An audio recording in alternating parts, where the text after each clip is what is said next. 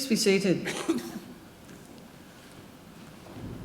Distinguished guests, ladies and gentlemen, I would like to invite Mr. Chris Tobin, representative of the Darug people, to offer the traditional welcome to country.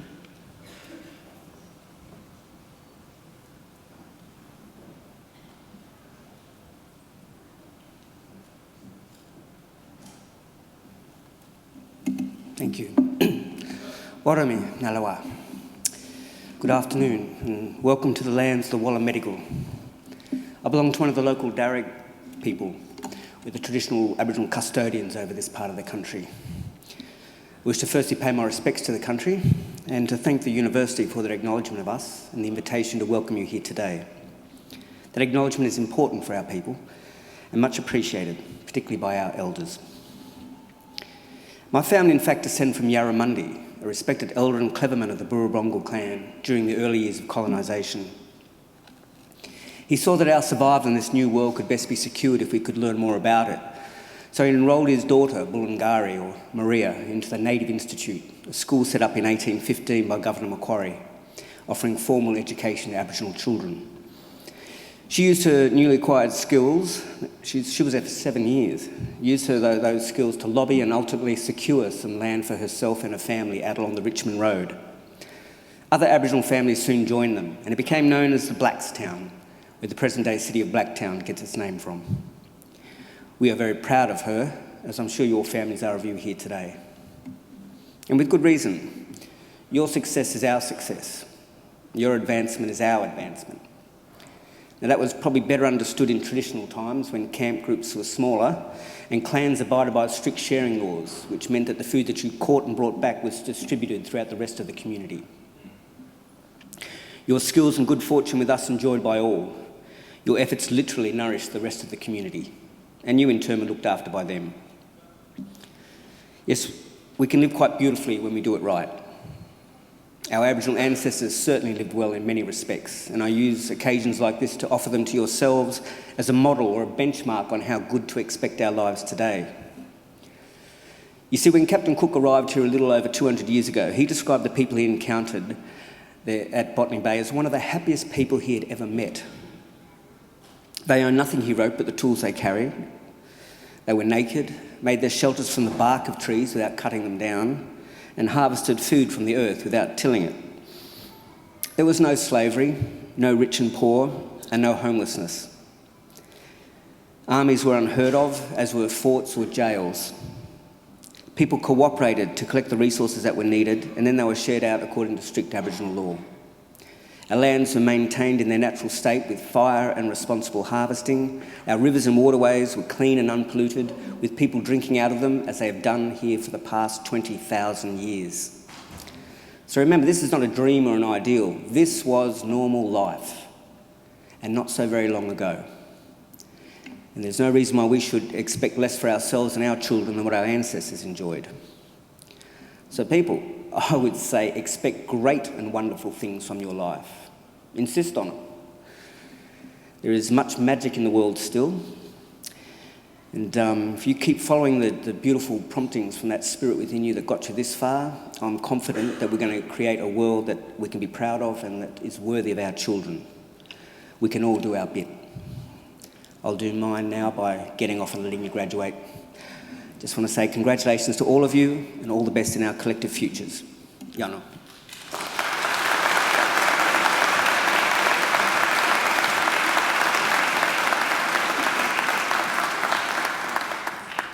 Ladies and gentlemen, I'm pleased to introduce the Chancellor of Macquarie University, the Honourable Michael Egan.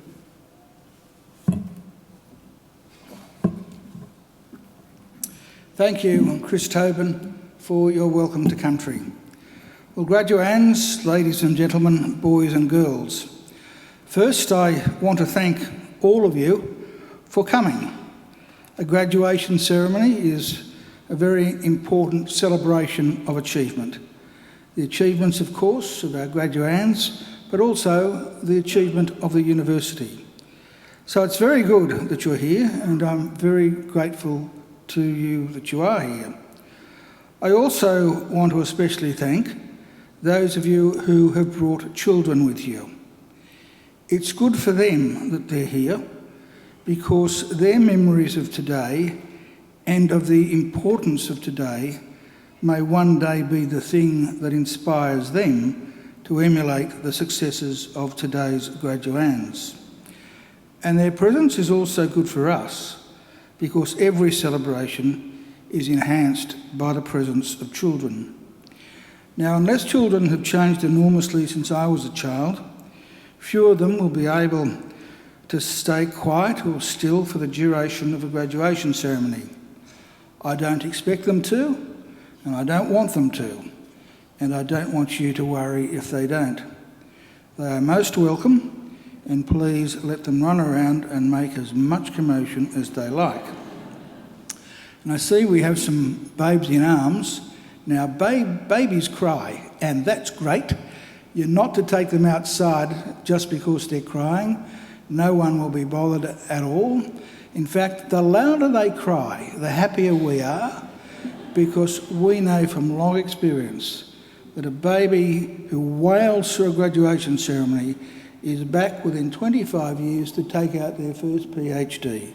So encourage them. Well, now, the most important thing today is that our graduands have a great day. You will only have a great day if you relax, though, and most of you do look relaxed today, which is unusual, because some of you look like most of the graduands on other occasions. You look so nervous that you think you were going into the exam room rather than picking up a degree. Nothing can go wrong today. I suppose this thing can fall off as you walk across the stage. That's fine. We'll pick it up and plonk it back on your head. Occasionally people do trip and fall, particularly young ladies with very high heels. But that's why all these highly paid people are here. They're specially trained to pick you up and send you on your way. So just don't worry about a thing. Just sit back and enjoy the day because you deserve to. You deserve to take pride, great pride, in your graduation. Because completing a degree is never easy. You need an intelligent and inquiring mind. You need determination and perseverance, and you need to make many sacrifices. So welcome and congratulations to each and every one of you. I also want to congratulate all of you who are here today as the guests of our graduands. Because if you think about it just for a moment, you've obviously all done well also. The very fact that you're here, the fact that you've been invited by one of our graduands to share one of the great days of their lives is proof positive that you've been very important in their lives and in the successes that we celebrate today. And I don't want you to think either that observing today's graduation is the end of your role. I have another very important service for you to perform for our newest graduates, as they will soon become. I want you to make sure that the degrees they receive today are never, ever put in a bottom drawer, but are always proudly displayed in a position of prominence. Now, the ceremony that we're about to participate in is one of the world's oldest social rituals. For centuries, graduates have been donning robes just like the ones our graduands are wearing today and participating in ceremonies just like this one.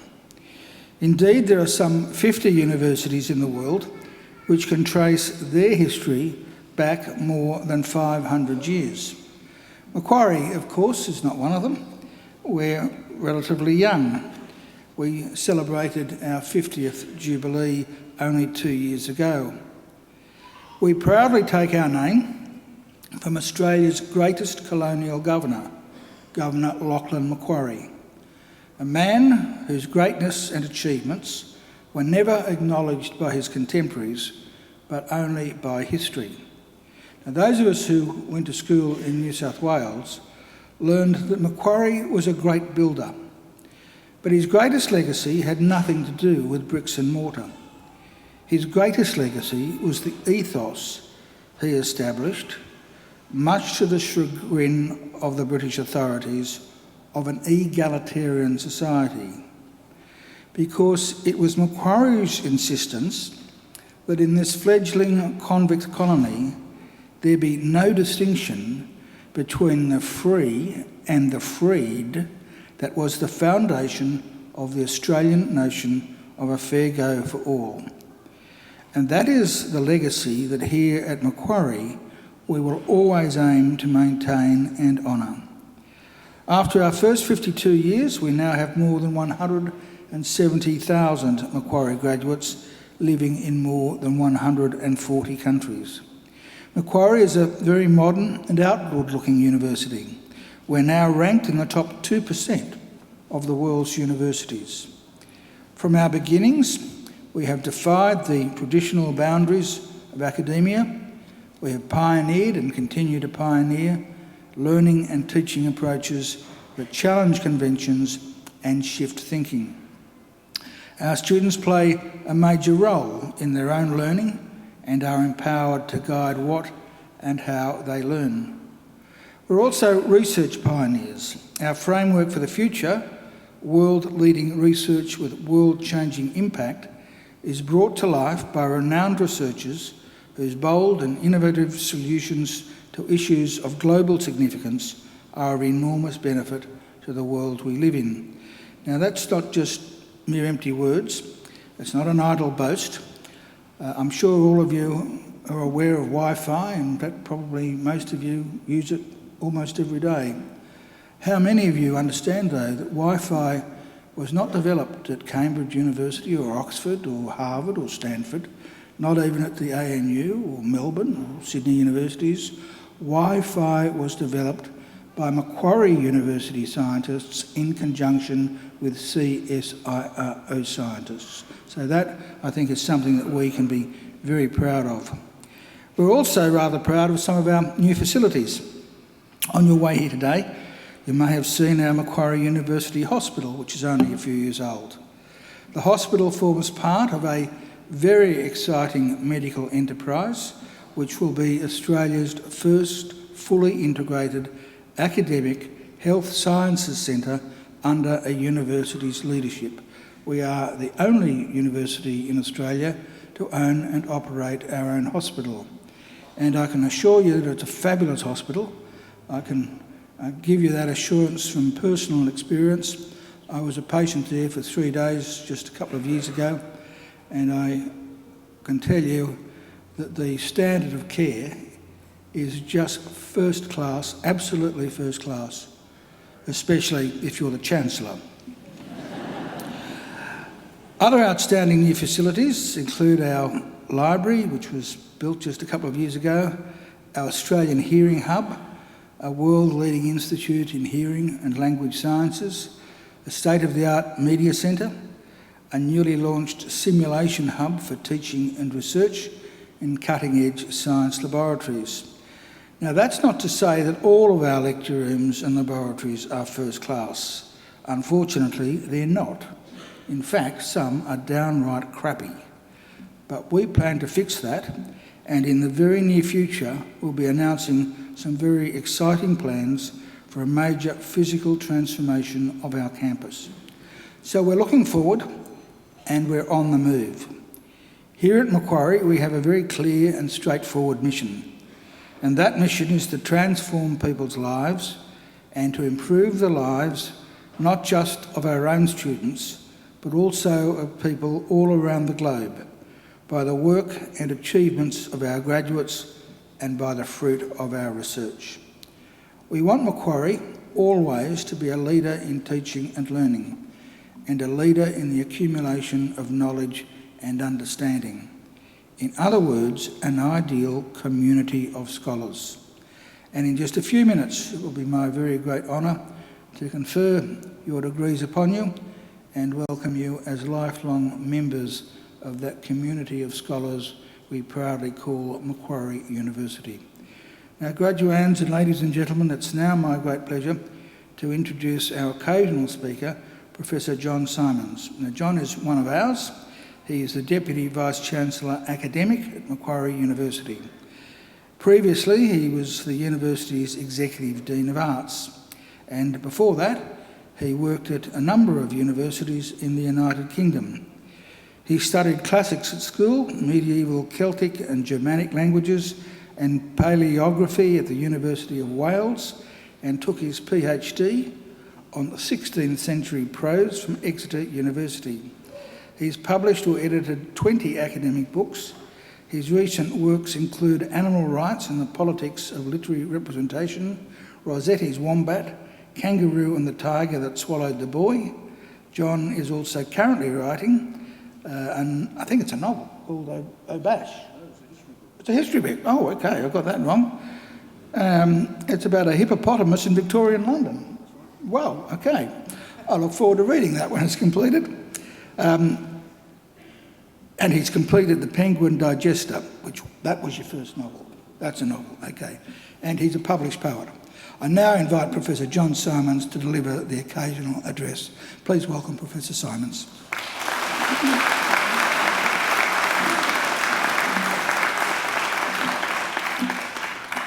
Chancellor, graduands, guests, family, and my colleagues from Macquarie University. I'm delighted to have the opportunity to say a few words today, as I sincerely believe that graduation ceremonies are the physical expression of the most important thing that universities do, which is to teach students and to qualify them. And I'll return to that a little bit later. In the meantime, I want to start by thinking about the nature of occasional addresses at graduation ceremonies.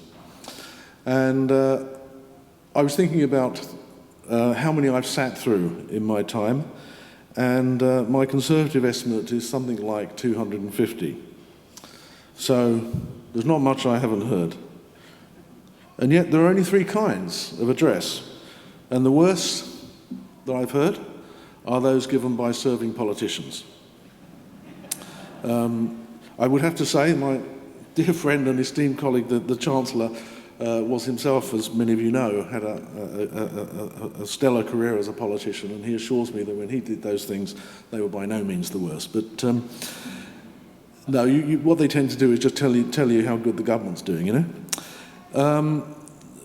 Then there's the kind where people tell you their life story, and every now and again you're lucky and someone who's actually had an interesting life turns up. And finally, there's the kind where the speaker takes the opportunity to give the graduating cohort some advice for the future. And I confess that the address I'm going to give is largely going to be of that kind, so there's going to be some advice coming your way, which you can take or not take, and there'll be a bit of the second as well, a bit of life story to illustrate what I want to say. But let me start by congratulating you on passing your degree. There's a lot of public debate in the newspapers at the moment about universities and the value of degrees. Most of it isn't worth the paper it's written on, because whatever the newspapers tell you, there is a thing called evidence out there. And the evidence is still strongly telling us that if you are a graduate, you have a better chance of getting the job that you would like to do, whether that be a start-up millionaire before you're 25, or looking after the elephants at Taronga, than you will have if you're not a graduate. The evidence tells us that if you're a graduate, you're very unlikely to be the victim of long-term unemployment. The evidence tells us that most graduates will earn more in their lifetime than the average non-graduate. The only exceptions to that are graduates in creative and performing arts, but one assumes they never thought they would make any money anyway, so they don't care. So basically, you've set yourself up. By passing your degree, you've set yourself up, and now your challenge is to do something with it. And here's the first piece of advice. Have a plan. Not a great detailed plan. Think of it as navigating with a compass, not with a map, because when you navigate with a compass, you don't miss the interesting stuff along the way. You don't miss the interesting sights and byways. And one of the pieces of advice I always used to give to PhD students, I'm a great believer in serendipity, and one of the ways that I always used to do research was simply wander around libraries and see what was on the shelves. And I always used to tell my PhD students, the book you're looking for, the book that you really want, is next to the one that you thought you wanted, but you didn't know it was there. And my whole experience as a scholar tells me that it was the stuff you didn't know was there, which is actually the really interesting stuff. And if you navigate, if you have a plan which is about a compass rather than a map, you've got a better chance of finding that stuff. My own plan was to stay in universities for as long as I could, because I'd given work a try when I left school, and I thought that staying in universities would be better. So the first compass point was to get to university. And in those days in England, only about 3 or 4%, as you probably know, of school leavers went to university, and as no one in my family had ever been before, many of you will be like that, or in fact no one in my family had ever stayed at school beyond the age of 14, it felt a bit daunting, but I did get in. So the next thing was to get a job in a university, and the second thing was don't get fired. Well, since I graduated in 1978, I've done every job on the academic side of the university, from part-time lecturer to acting Vice-Chancellor. So although I still haven't quite lost the chance of getting the sack, I can say that that part of the plan worked. And moreover, I can honestly say that I pretty much enjoyed every moment of what I've done so far. I can honestly say that I could count on the fingers of one hand the days when I haven't looked forward to coming into the university. And a recently retired university VC, Vice-Chancellor from another university, said to me at his retirement dinner, and this was a man who's not only been a Vice-Chancellor, but he's held very, very significant posts in the corporate world, that of all the jobs he'd done, the many jobs he'd done over a very long career, being a Vice-Chancellor was by far the best.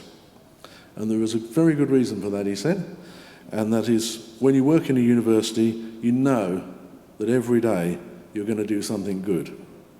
And that's how, I have to say, I feel. He summed it up better than I could have summed it up. He summed up exactly what I thought. And it's not only about doing good, it's also about having the immense privilege of enjoying every moment of it as well. But when I started, getting a job wasn't easy. And this is an illustration of how the world has changed. When I started, in my field, which was literary and language studies, was the most competitive field, academic field, you could be in. It's not like that now. And the average number of applicants for a job was just over 100 for a university lectureship. So I was advised to have a plan B. Well, you don't have plan Bs. I took the view that even if there were 100 people applying for each job, someone still had to get it, and I couldn't see why that shouldn't be me. And that's how it was. And it was only many years later, when I was reflecting on that I realised that not everybody would have thought like that. So that leads to my next piece of advice, which is once you've got a plan, then believe in your capability to fulfil it. You've got to be realistic. You've got to do some work along the way. You might have to stay still for a bit while you regroup. But if you don't have that confidence, it will be hard. And I'd also advise you against, and this goes back to maps, compasses and not maps, not to think things like by the time I'm 30 I'll be X and by the time I'm 40 I'll be Y. That probably isn't going to happen. And you'll also miss opportunities. Just commit to the thing that feels right and try to go as far as you can. And one way of doing that is to say yes to things along the way. Really take opportunities as they come. Be optimistic and be kind to people.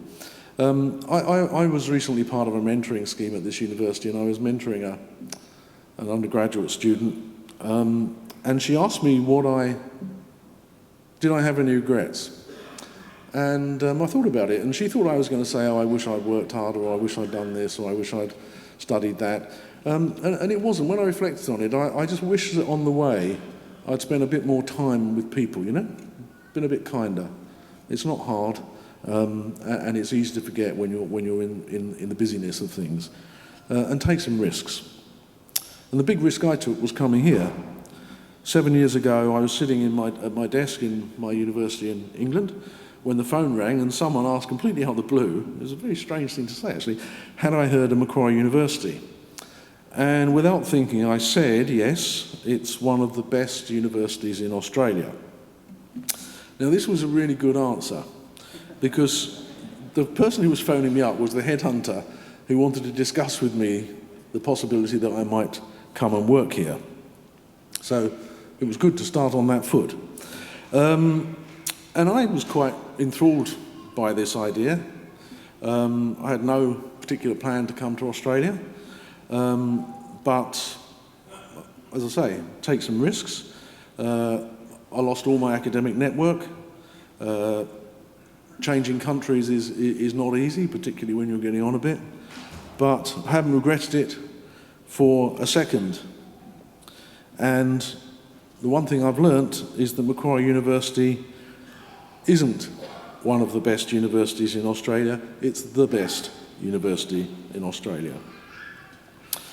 In 1975, when I started, I never thought I'd end up as the Deputy Vice-Chancellor of a university in the top 2% in the world, or the Dean of one of the 100 best arts faculties in the world. I just wanted to get a job in university and see how far I could take it. I had to spend, and this is a good tip actually, the first half of my career, basically you have to pretend you're cleverer than you are when you start off. But then once you've got over the first hump, then you've got to spend the rest of your career trying to persuade people that you're not as clever as you are. And I'm still learning. I'm on my 98th straight day of an online German course at the moment, and I still do some teaching. It's very important that all of us keep connected with the fundamentals of the job. And that leads me to my final point, you'll be pleased to hear. Universities are, I think, very special places, and they have a unique feature which separates them off from other kinds of organisation, and it's this. There may be hierarchies in university from the point of view of running and managing the organisation, but fundamentally, everyone in a university, from the undergraduate on his or her first day to the Vice-Chancellor, is an equal member of the university. An equal member of a community sharing, I hope, the disinterested pursuit of knowledge. In 5 years' time, there are going to be significant global competitors offering degrees and qualifications of very good quality at very low cost. Next week I'm speaking at a symposium on higher education and the economy. My suspicion is that a big global internet-based provider could easily make a massive profit charging a fee which is about 10% of what we charge. So that's not easy to compete against. But we can compete against it with in one way and one way only. Those organisations will be corporations, and their students will be their customers. I believe that students like you, and I hope you agree with this, occupy a much richer and a much deeper relationship with their university than can ever be captured by the word customer, and I try to stamp it out whenever I see it. Students place an enormous amount of trust in universities. They not only entrust us with a good deal of money, but more importantly, they entrust us with years of their lives which they could be doing other stuff, maybe more exciting stuff in some ways. And universities need to hold themselves accountable for that trust and make sure that we deserve it. And I regret to say that over the years, particularly as I've worked quite extensively as an auditor of other universities, many universities do not deserve their students. They do not deserve the trust and the commitment that their students give them. But at Macquarie, I really don't believe we're that kind of university. I believe we never forget our accountability to our students, and I'll try to illustrate it. Each of you are about to receive your degree, and you will cross this stage. Now, this university was founded in 1964, and I would contend that it was founded for one reason and one reason only, and that is that each of you could walk across this stage. Each of you are, at that moment, the end point of the 52 years of the history of Macquarie University. There is no other reason this university is here. So I hope that if you take nothing else away from what I've said, and I have to say, if I was sitting down there, I wouldn't have taken much notice of what I've said, you will remember that. You will remember that that this is a really important moment for you, and that a whole history was put in place just for that moment. And remember that you will always be, because of that, a member of Macquarie University, and that's a pretty good thing to be. Thank you very much.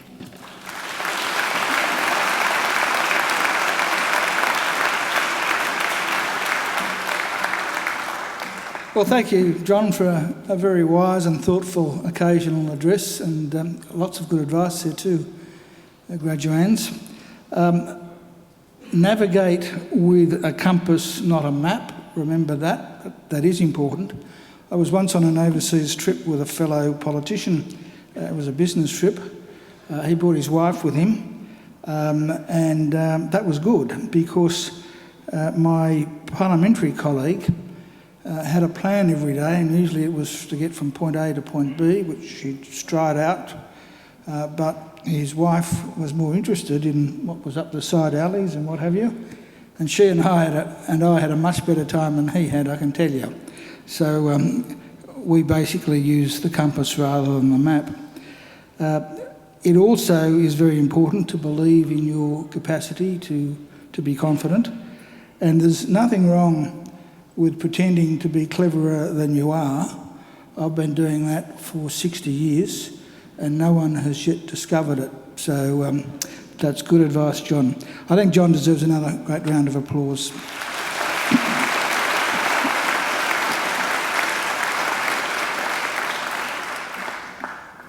Well, now, I mentioned earlier, graduands, there was nothing for you to worry about, but we now come to the key part of the ceremony, the conferring of degrees, and it's the one part of the ceremony that makes me worry, because I was assured many years ago by a very eminent lawyer, in fact someone I went to university with in the middle of the last century, that if I conferred a degree on someone who was not eligible to receive it, there was nothing I could do to take it back. So I have to make sure that you are eligible today, and for that reason I have to ask the Deputy Vice-Chancellor and Registrar, Deirdre Anderson over there, to give me an ironclad assurance that none of you were ever late in submitting an assignment and that none of you ever missed a class. Deirdre, can you give me that assurance, please?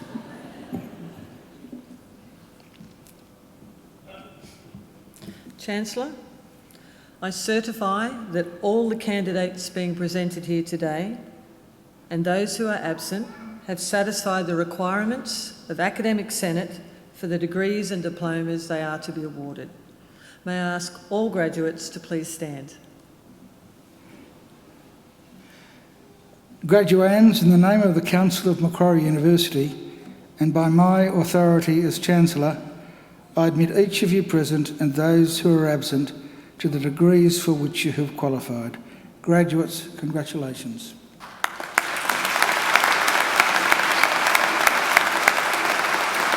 Please be seated.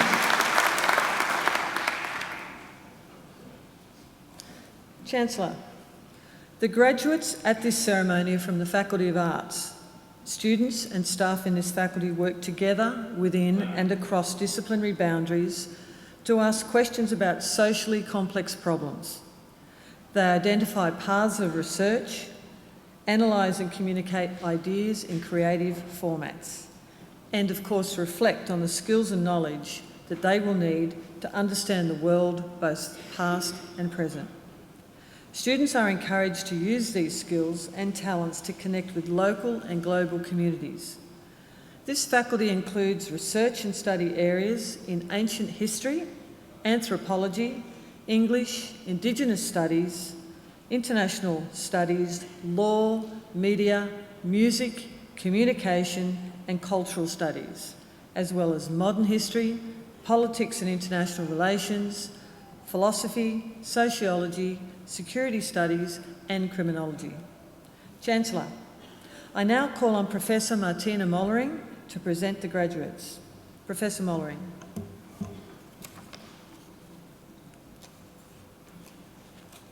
Chancellor, included amongst the graduates today is the posthumous award of Bachelor of Arts to Anne Pauline Harris, and we acknowledge her family here today. We celebrate Anne's achievements as her cohort graduates today. Chancellor, I present to you the graduates from the Faculty of Arts whom you have admitted to degrees.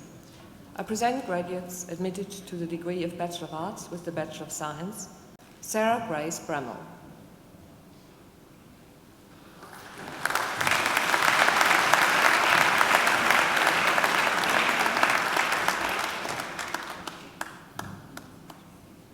Therese Tan Nguyen Huan.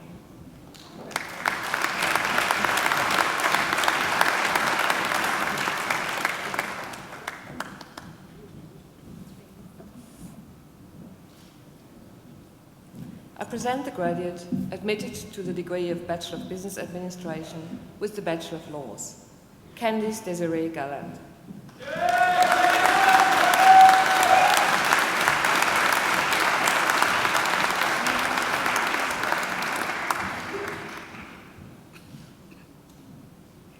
I present graduates admitted to the degree of Bachelor of Arts, Hannah Josephine Baker.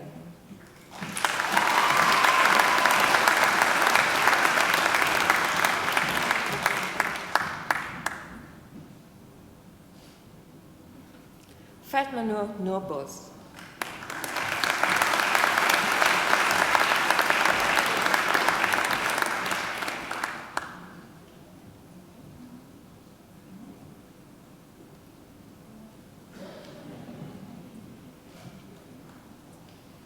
Kaylee Deborah Broughton.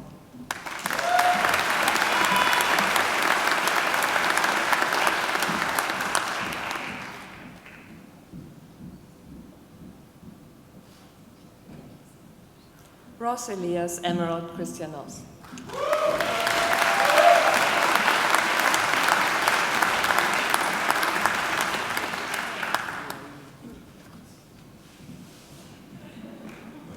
Shanna Connell.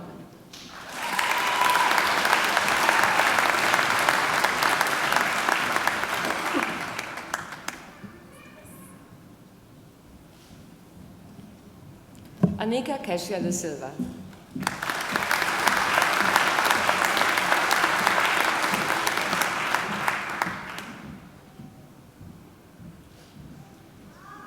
Jada Aaron.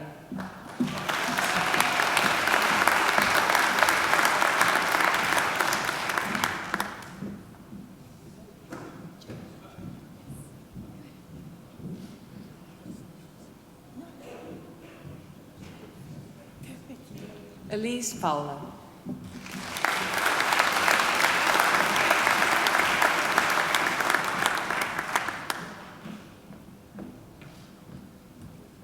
Caitlin Rebecca Giller.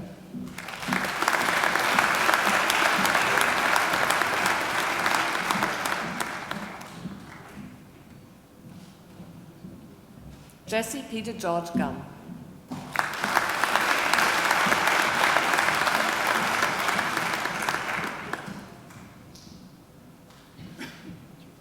Katie Bianca Harris.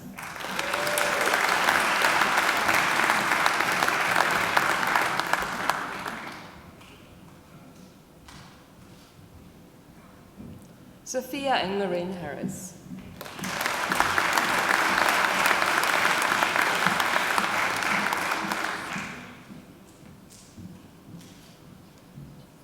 Monica Herford.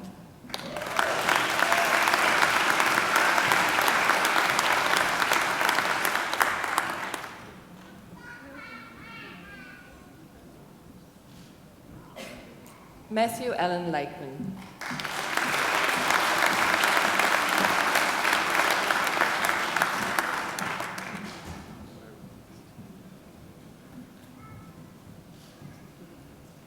Guy Lammy.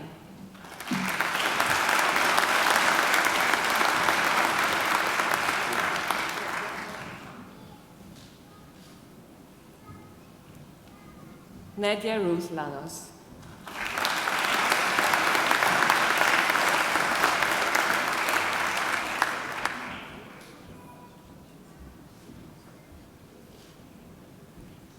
Ross Littlewood.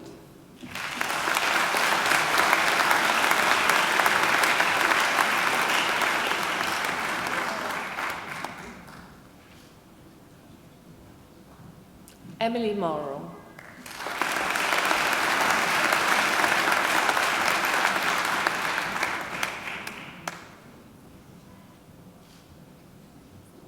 Michael Moriarty.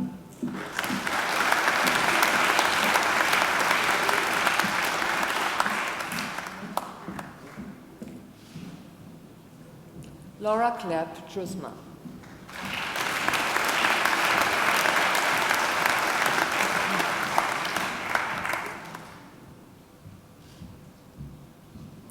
Mary Lou Rafa Raposa.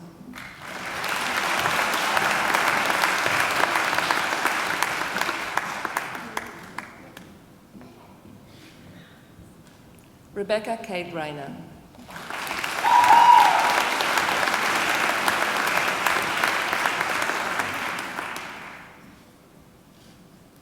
Kristen Rinaldo.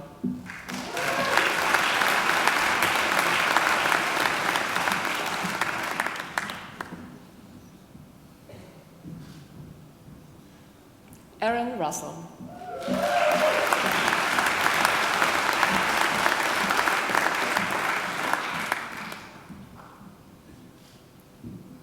Kathy Sin.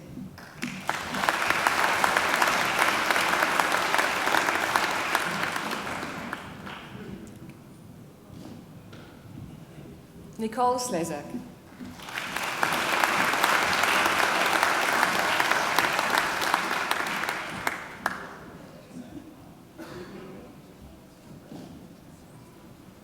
Jamie Matthew Stedden.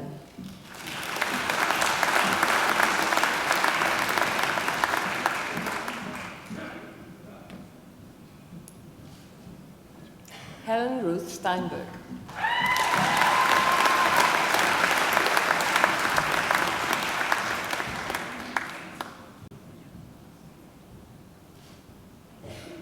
Lara Jade Stokes.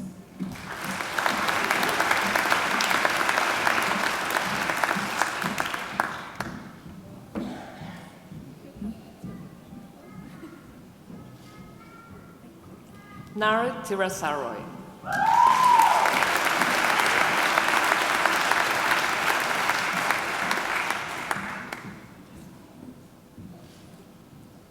Ethan Tran.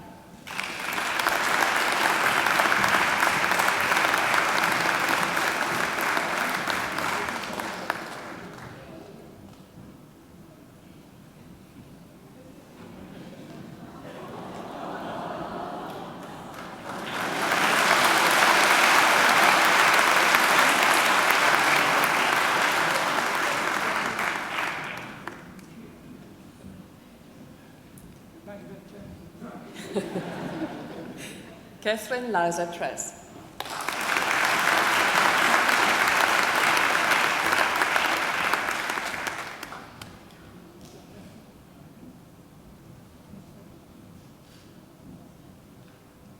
Jonathan Leslie Wintle.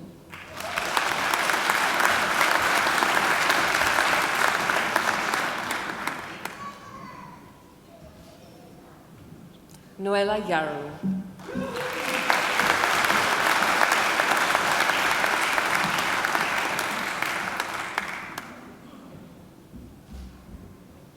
I present graduates admitted to the degree of Bachelor of Health. Joel Scott Bunn.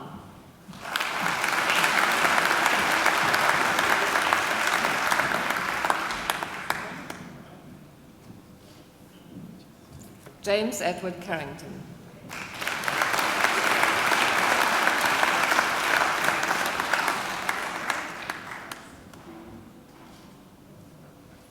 Jacob Kuba Gregory.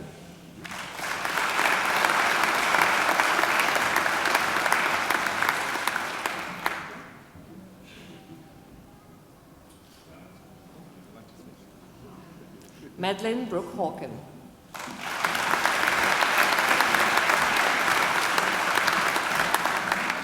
Slimy one.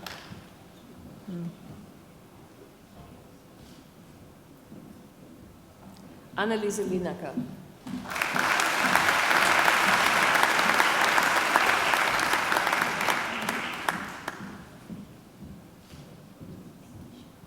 Stacey Santoso.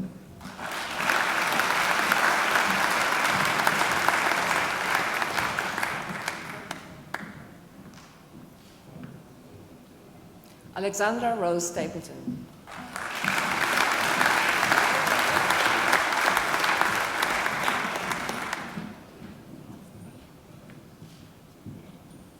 Robert Sutton.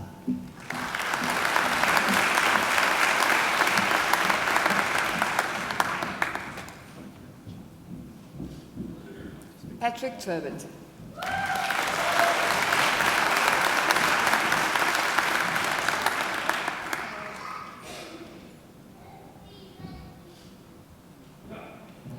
I present graduates admitted to the degree of Bachelor of Planning. Sarah Louise Anderson.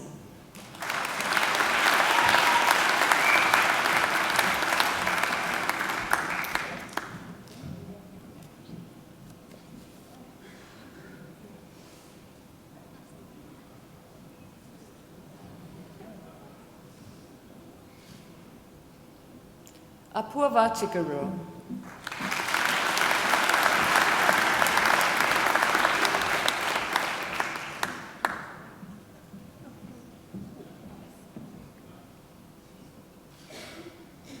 Nicholas Peter Connolly.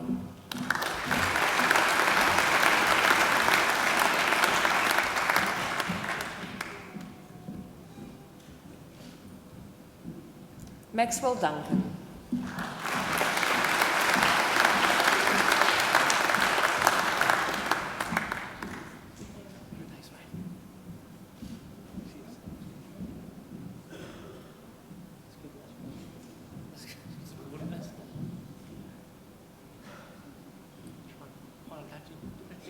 Nicholas Peter Kamels.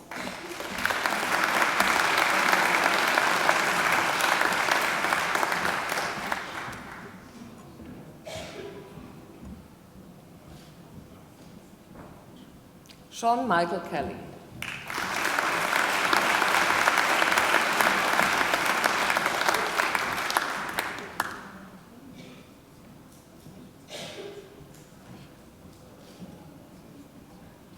I present the graduate admitted to the degree of Bachelor of Science, Luke Jacob Collins.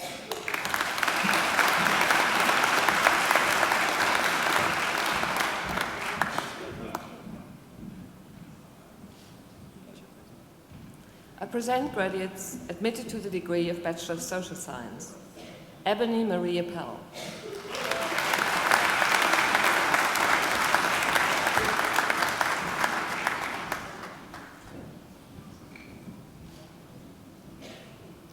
Stephanie Eckebeck.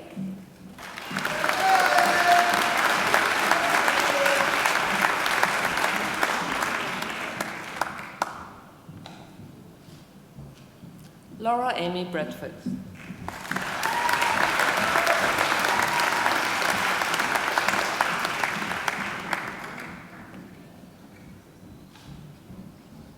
Alison Carol Kutaja.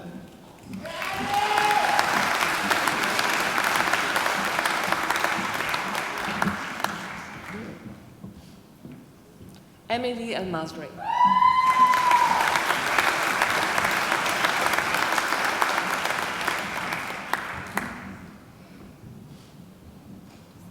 Titan Melissa Huang.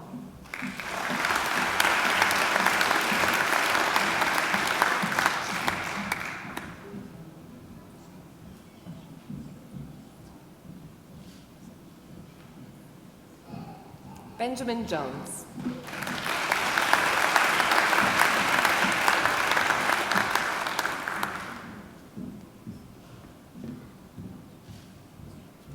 Sophie Josephine Nissen.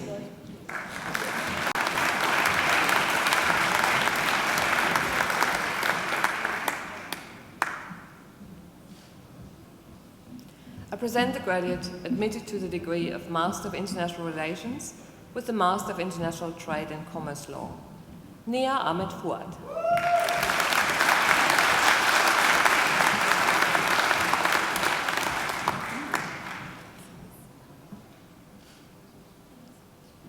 I present graduates admitted to the degree of Master of Policing, Intelligence and Counterterrorism with the Master of International Security Studies, Alana Cooper.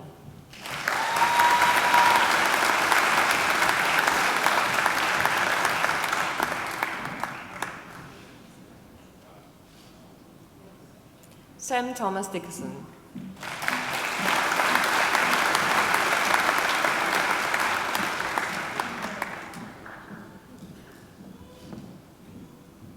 Avriti Gautam.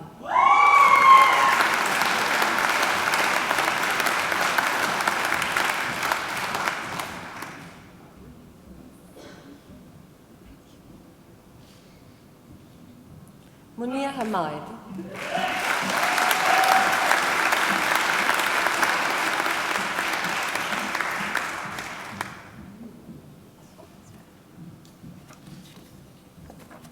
Kane Ellen Lum.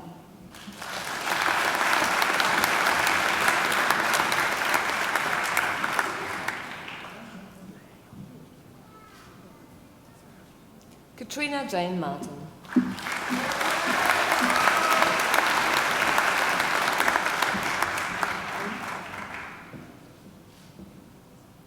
Connie Robinson.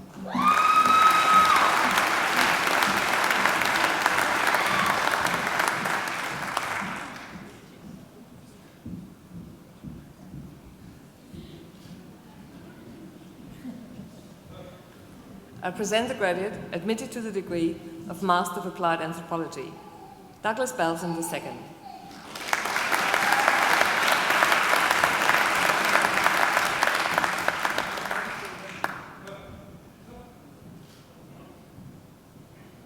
I present graduates admitted to the degree of Master of Arts, Gillian Helen Downey.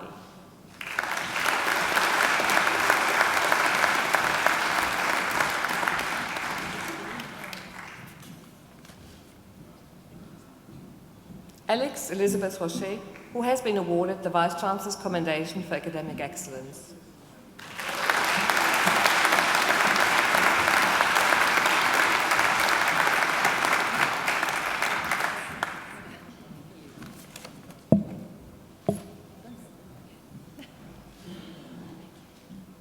Dominique Dubier, who has been awarded the Vice-Chancellor's Commendation for Academic Excellence.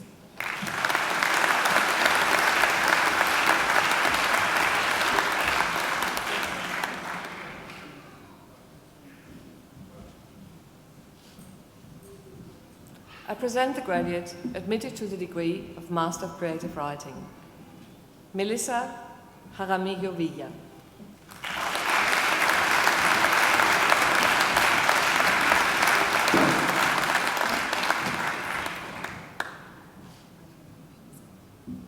I present the graduate admitted to the degree of Master of Development Studies in Culture Change, Ruth Kesterman, who has been awarded the Vice-Chancellor's Commendation for Academic Excellence.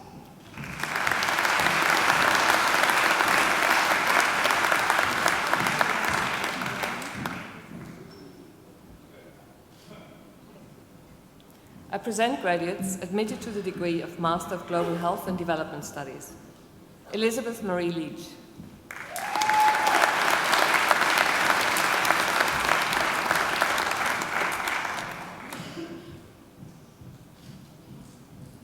Louise Moran.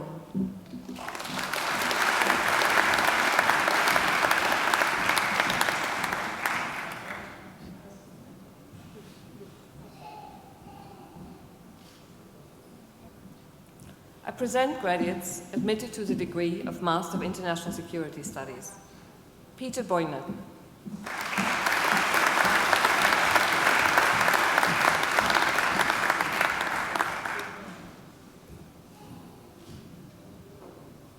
Howard Ho.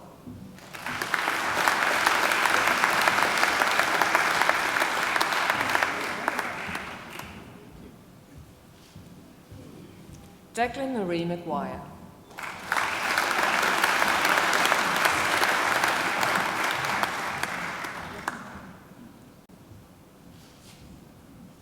I present graduates admitted to the degree of Master of Policing, Intelligence and Counterterrorism, Omar Afuni.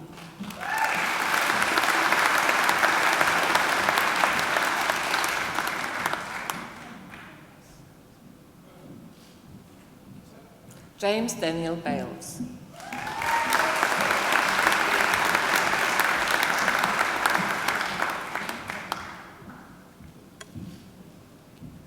Artem Mayuan Bia.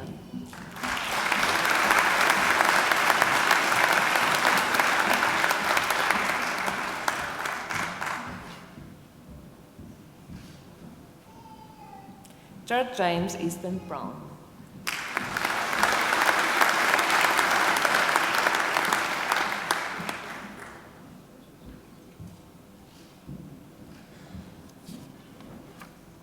Jessica Eliane Shahub.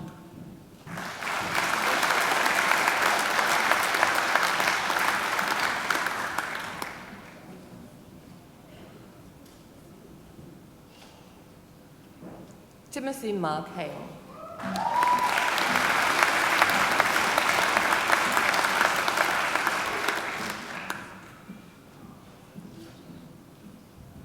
Alexandra Kate Heath.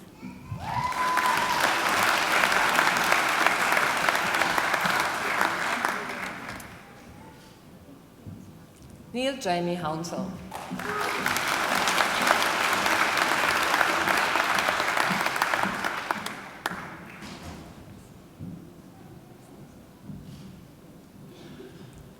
Nguyen Tan Kiet Lai.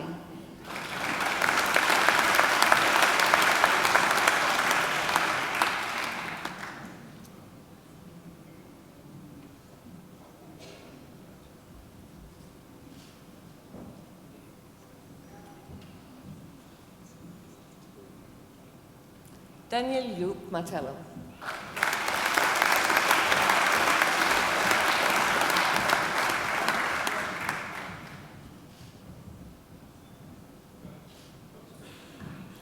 Agampuri Ranuk Nimesh Jude Mendes.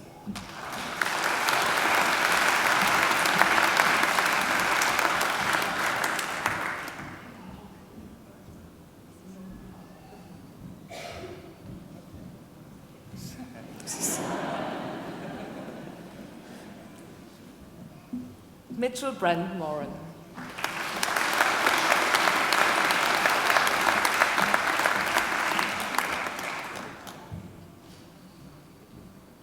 Sarah Moshe.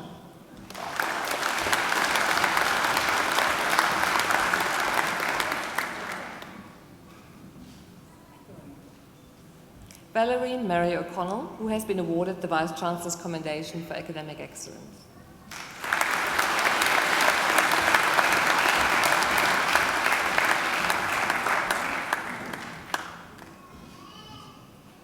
Abdul Qayyum.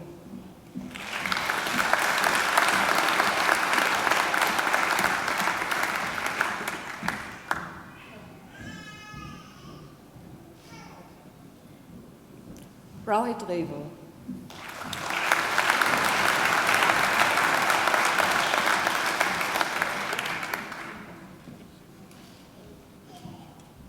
Abraham Rizkala.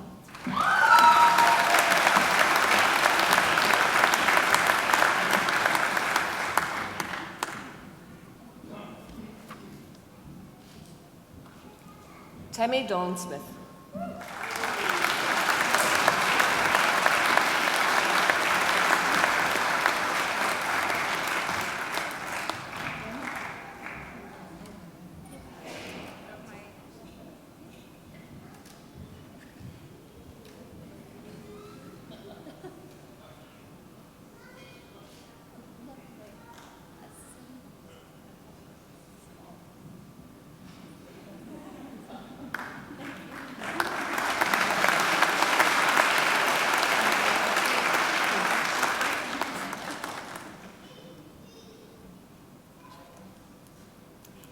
Rebecca Sutherland.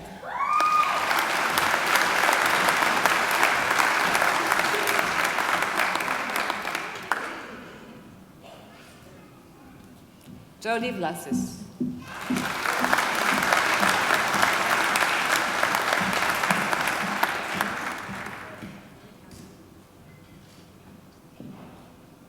Peter Willett.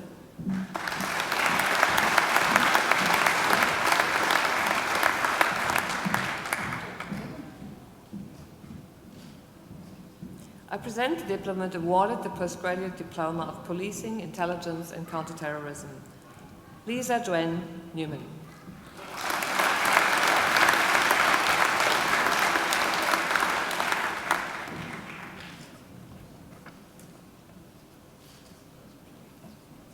I present graduates admitted to the degree of Master of Research. Christina Camino for a thesis entitled Exploring Parents' Perceptions of Child-Rearing Anxieties.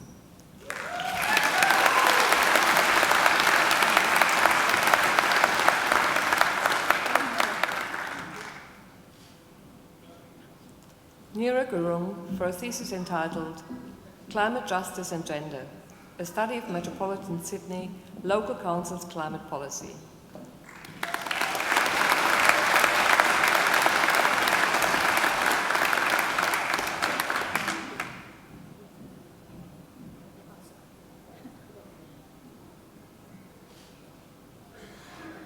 Abdullah Farouche for a thesis entitled Geostrategic Options for the Maldives.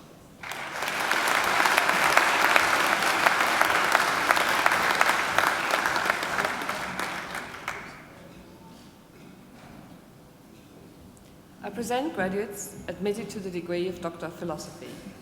Dr. Mina Su, who studied under a Kotutel joint PhD agreement with National Donghua University, Taiwan, for a thesis entitled Expert-Centered Discourses and Indigenous Autonomy in Post-Disaster Settings, Insights from Wutha-Rukai Experiences in Taiwan.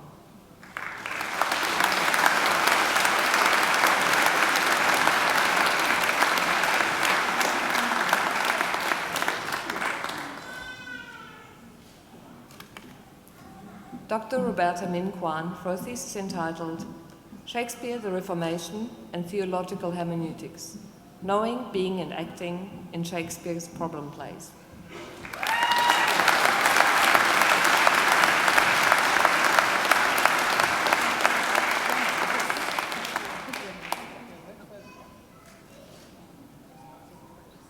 Dr. Dale Catherine Lowe for a thesis entitled Post-Secular Spirituality in Australian Young Adult Fiction.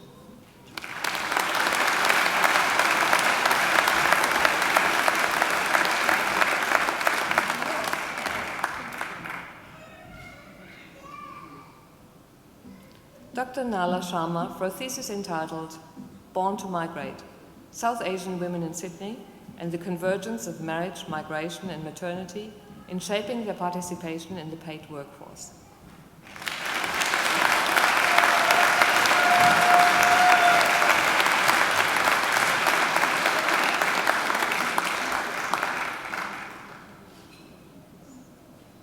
Dr. Mariska Femi Westendorp for a thesis entitled In the Eye of the Typhoon, Aspirations of Buddhists and Catholics in Turbulent Hong Kong.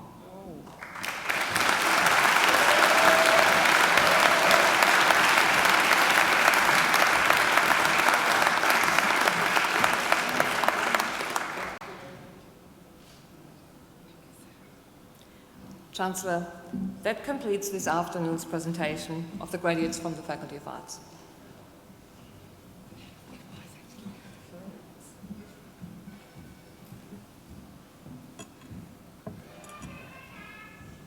Chancellor, I call on Ms Valerie Marie O'Connell, who graduated today with a Masters of Policing, Intelligence and Counter-Terrorism, to speak on behalf of the graduating group. Ms O'Connell.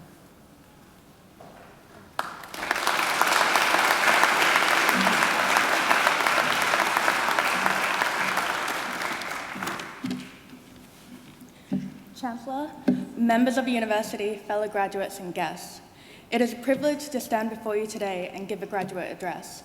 Today we gather to mark the successful completion of our academic studies.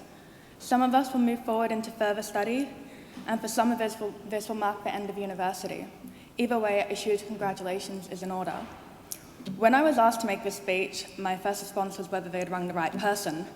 What could I possibly have to say for such a momentous occasion? I've been to a couple of these with my brothers and myself before, and I've been sort of not that fond of speeches, so wasn't sure what I was going to say. Actually, writing this has been a very nostalgic process. I started at Macquarie University 8 years ago. At that time, people still called UMQ SAM. Muse was an actual library. Assignments had to be submitted in hard copy by 5 p.m, and getting an iLecture was like winning the lottery. Suddenly I knew I had a topic. It's about change and opportunity. For many of us, starting university marked the transition into becoming an adult. From 8 years of study at Macquarie, I have seen incredible growth in people around me and in myself. Some of you here I may have mentored in your first year. Some of you have joined me in lively debates in our masters. Some I've never had the privilege to meet, and some of you were only in year 8 when I started here, so thanks for making me feel old. Macquarie has helped us learn to deal with change and to recognize that it's not a bad thing. We've learned to deal with stress, with deadlines, with people who come from experiences different to ours and from places we've never been. We've dealt with disappointment, and we've acknowledged that things don't always work out how we want. These are all important life lessons. University is an opportunity. Macquarie has been one of the most important opportunities that we will be privileged to have in our lives. We've had the opportunity to grow as individuals. We've had the opportunity to make friends that will last a lifetime, friends that will understand your passion for politics, or history, or welfare, or science, or who will be willing to listen to you wax poetically about environmental security before interrupting with their own tales of great academic love. We've made acquaintances who will appear throughout our careers. We've built relationships with lecturers who are willing to help us even years later. 2 years ago, I was involved in a car accident that nearly killed me and irrevocably changed my life. As I lay in a hospital bed, recognizing that my plans for the future were now out of my reach, returning to study at Macquarie seemed the logical option. Outside of my family, it was friends that I made here at Macquarie that supported me, non-academic staff who assisted in my transition to study as a disability student, and professors who encouraged me to see the vast opportunities that were still open to me as I struggled to build a new future. The Macquarie community supported me in a time when things felt very bleak. And I strongly believe that the Macquarie community will support every one of you in your hard times and celebrate with you in all of your good times. Graduating does not mean the end of our journey, which started all those years ago in whichever university is over. Rather, graduating sees our journey progress to a new level, and the community takes on a new role in our lives. We're here to support each other in every moment to come. Finally, I'd like to thank all the parents and friends of all graduates. Your, no doubt, unending patience, encouragement, and support has been vital to our achievement. Once again, congratulations to all the graduates, and best of luck in your future endeavours. Thank you.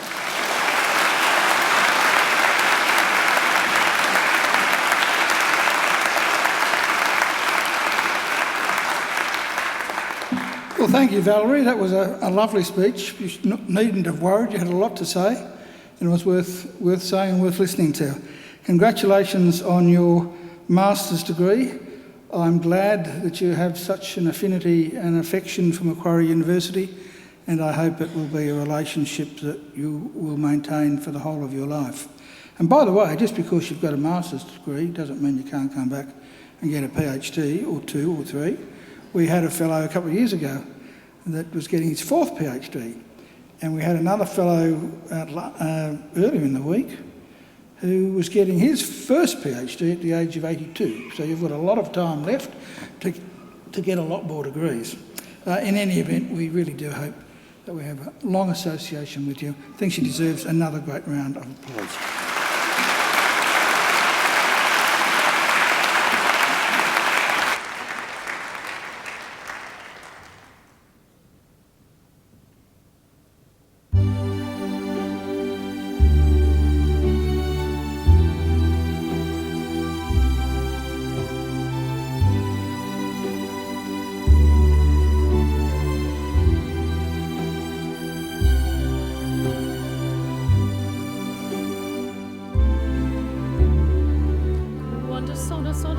Orizzonte mancan le parole, sì lo so che non c'è luce in una stanza quando manca il sole, se non ci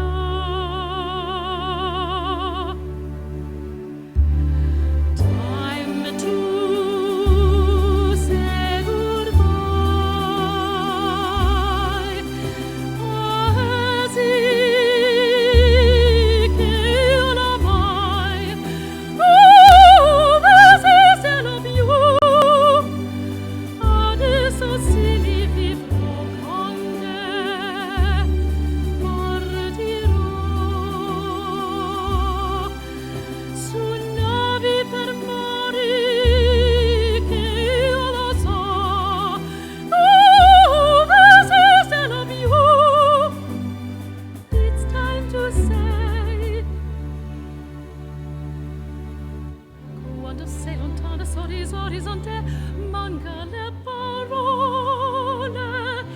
Io sono, tu sei qui con me, tu mia luna, tu sei qui con me. Io sono, tu sei qui con me, con me, con me, con me. Time to say goodbye. Sì che oramai se lo più adesso si vivrò con te. Partirò su navi per mari che io lo so. Se lo più. Time to say goodbye. Sì che oramai se lo più adesso si vivrò con te. Partirò su navi per mari che io lo so. Se lo più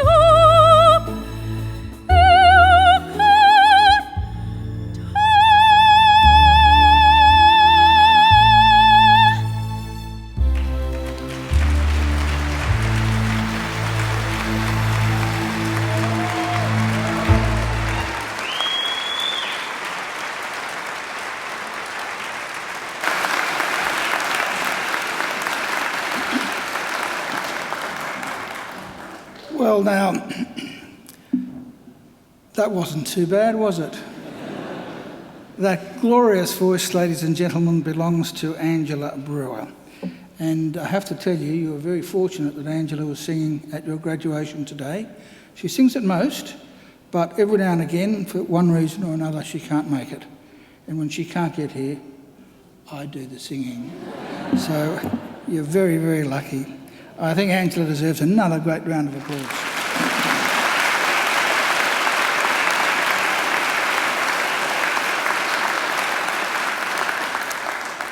And we're also very fortunate to have some great musicians at our graduation ceremonies. Over there we have Dr. James Forsyth on the organ.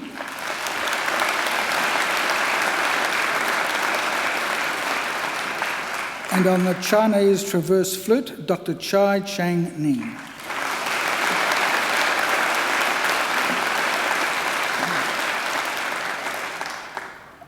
And we also have a number of volunteer alumni here today, as we do at all of our graduations, people who come along just to make sure that everything runs smoothly at your graduation. They deserve your applause as well, and most of them are sitting over there.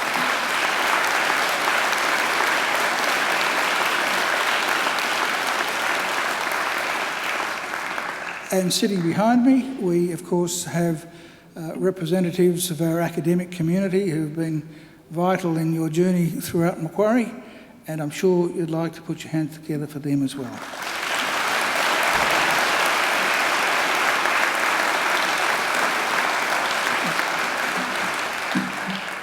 Well, graduates, this ceremony marks the end of one stage in your relationship with Macquarie University. But it is certainly not the end of your association with Macquarie. From today on, for the rest of your lives, you are part of the bigger Macquarie family, which is our alumni, and part of the network of 170,000 Macquarie alumni spanning the globe.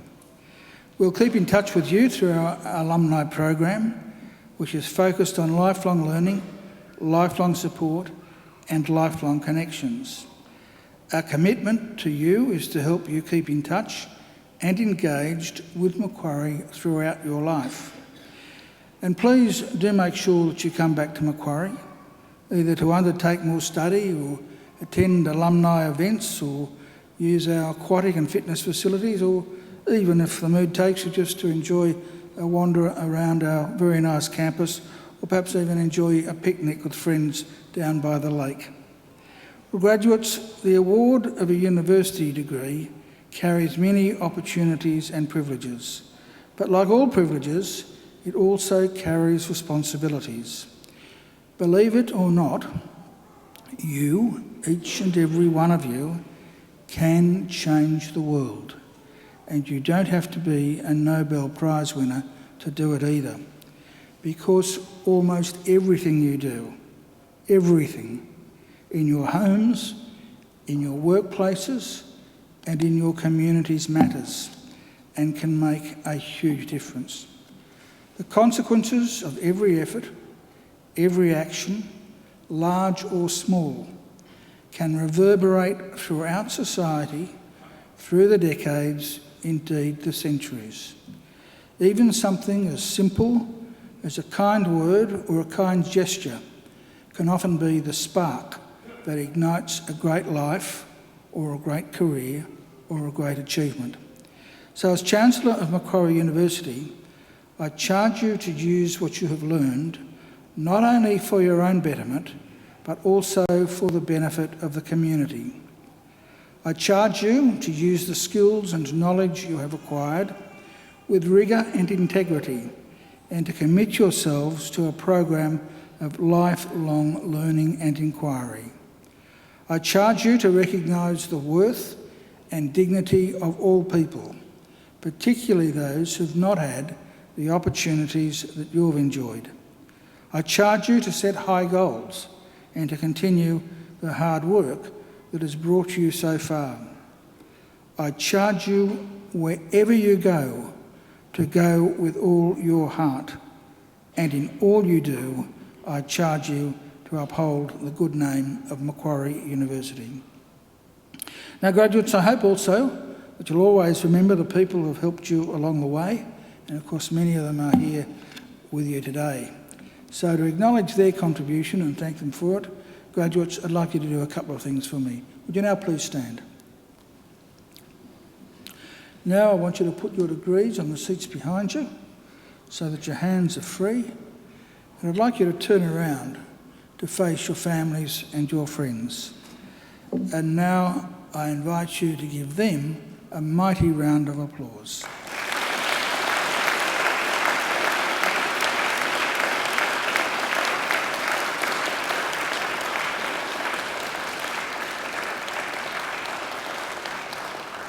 Now, graduates, you can turn around now, but don't sit down because we'll be moving out in just a moment.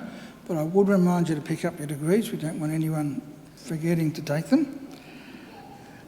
Now, ladies and gentlemen, shortly I will lead the official party out through the centre aisle.